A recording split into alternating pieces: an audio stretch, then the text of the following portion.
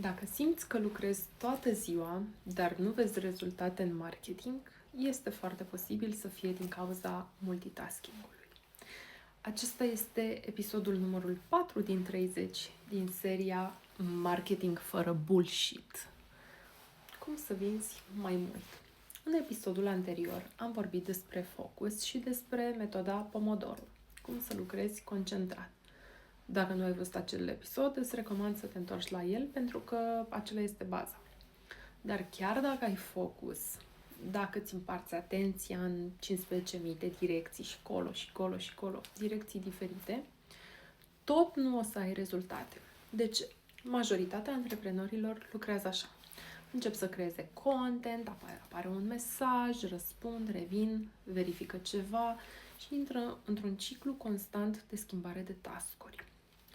Problema este că de fiecare dată când schimbi task-ul, îți pierzi concentrarea, iar creierul are nevoie de timp să-și reintre în flow. Asta înseamnă că lucrezi mai lent, faci mai multe greșeli și te simți mai obosit per total. Chiar dacă ai stat toată ziua ocupat și ție ți s-a părut că ești super pe grabă și rezolvi tot. De aici apare senzația că muncești mult, dar nu avansezi. Soluția este batching.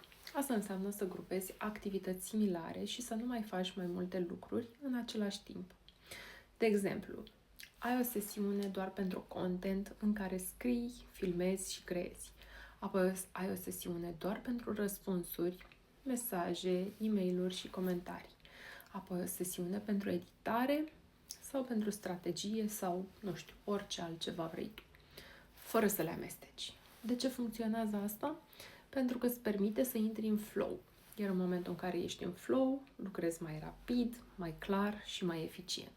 Asta este diferența dintre oamenii ocupați și oamenii care chiar sunt productivi cu adevărat. Unii fac multe lucruri, ceilalți finalizează lucruri importante.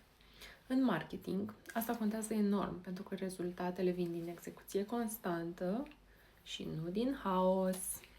Dacă vrei să creezi mai mult content, mai bun și mai rapid, nu ai nevoie de mai mult timp. Ai nevoie de o structură. Dacă vrei să te ajut să creezi un sistem simplu, care să-ți organizeze marketingul și contentul, scrie-mi batch în comentarii. Iar dacă vrei să vezi mai multe episoade ca acesta și să înveți lucruri aplicabile zilnic, nu uita să te abonezi la canalul meu de YouTube, aici. Ne vedem în episodul 5.